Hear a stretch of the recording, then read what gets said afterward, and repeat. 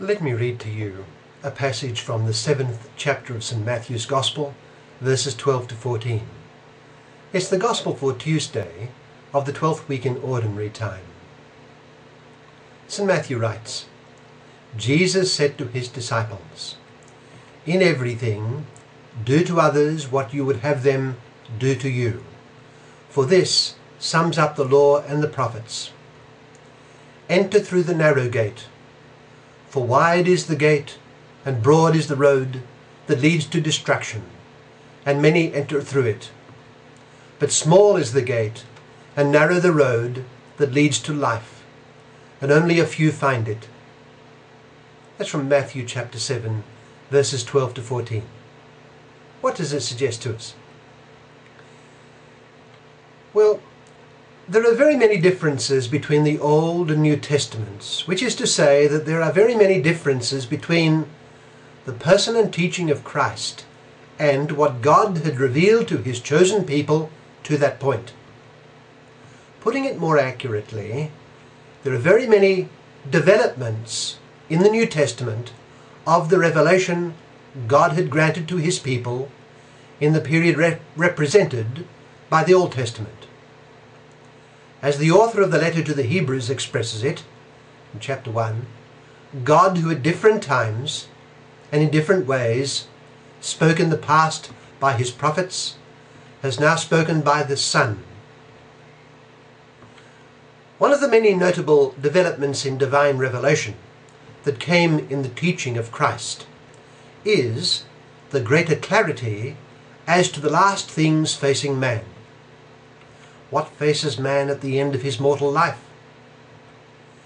It was widely accepted that there would be a resurrection at the very end.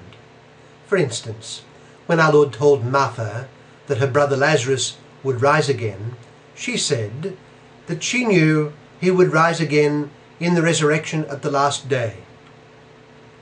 The Sadducees, though, denied the resurrection, and we read in the Gospels of a dispute between them and our Lord. Our Lord clarified the point again. The testimony of the Scriptures had not been altogether clear about the afterlife.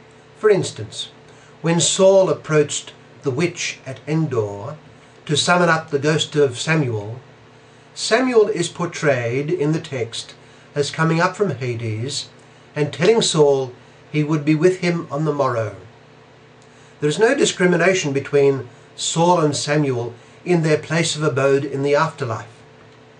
However, in the book of Wisdom, chapter 3, we see a clear affirmation of reward and punishment in the afterlife. Still, the future situation of man is not clear. All this changes with Christ. Our Lord makes it abundantly clear that following the end of life, each person faces the judgment of God. And following the end of history, all mankind will face the judgment of God together. And following God's judgment, there is ultimately only one of two alternatives. For each person, it will be either an eternity of heaven or an eternity of hell. This gives to the gift of life a tremendous and awesome significance. In our Gospel that I read earlier, our Lord refers, as he does on far more occasions than did any prophet before him, to the afterlife. Ultimately, only two possibilities face every man and woman. It will be either, as we heard, destruction or life. The pattern that we see in life is a pointer to what we shall see in the afterlife.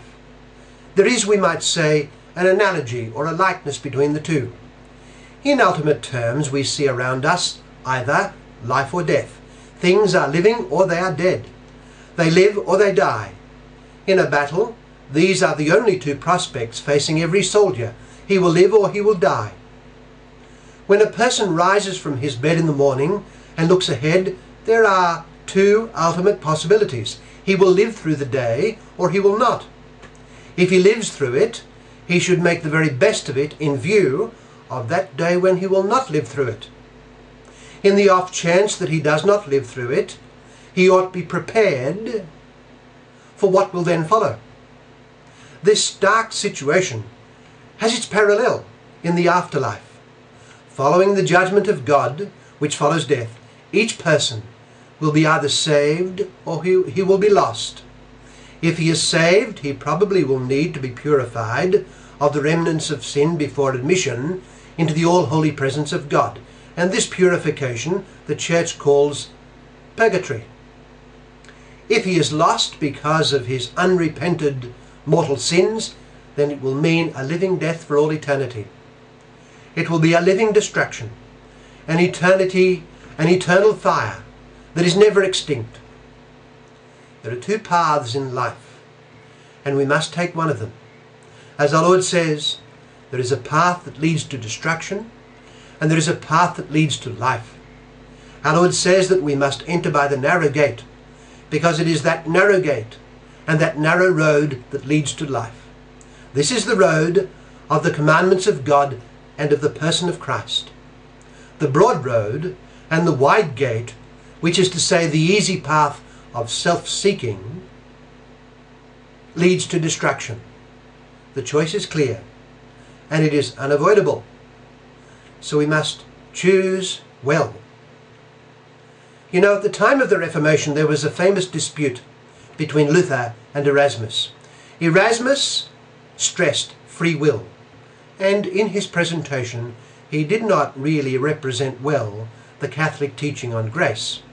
But there is no denying the fundamental importance of free will. Let us appreciate the gift of God, the gift that God has given us of our freedom to choose. We need the grace of Christ, but still, we must truly choose.